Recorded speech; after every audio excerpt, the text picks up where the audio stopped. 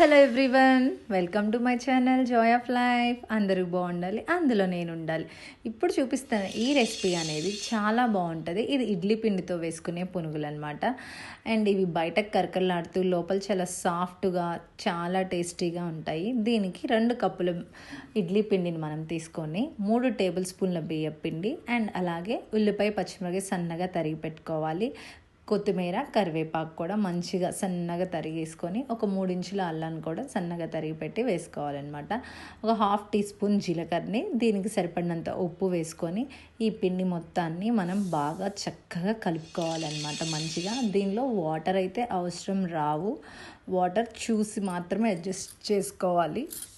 And తర్వాత మనం పిండి మొత్తాన్ని కలుపుకున్నాక స్టవ్ వెలిగించి ఆయిల్ పెట్టుకుందాము. చూసారా, పునుగులు వేస్తుంటే ఇలా ఉండాలి. సో పిండి ఈ కన్సిస్టెన్సీలో ఉంటే మనకి పర్ఫెక్ట్గా ఉంటాయి పునుగుల టేస్ట్.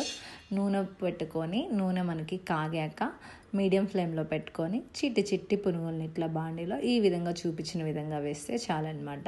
అండ్ ఏంటంటే మనం స్టవ్ ఎప్పుడైనా కొన్ని వేయించేటప్పుడు హై ఫ్లేమ్లో పెట్టుకోకూడదు.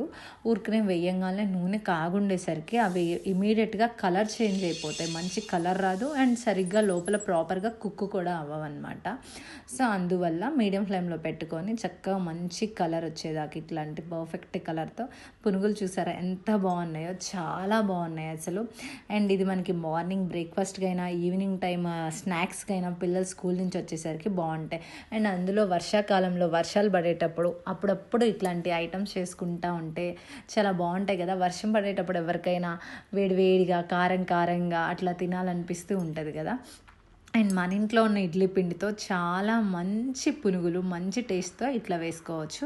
అండ్ ఇవి వేడివేడిగా ఉట్టివే తినేయచ్చు, లేదా మనకి ఇష్టమైన చట్నీతో కారపొడితో అయినా తినచ్చు అనమాట.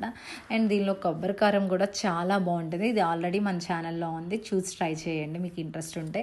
And thanks for watching. Please like, share and subscribe to my channel. Thanks for subscribers, all subscribers.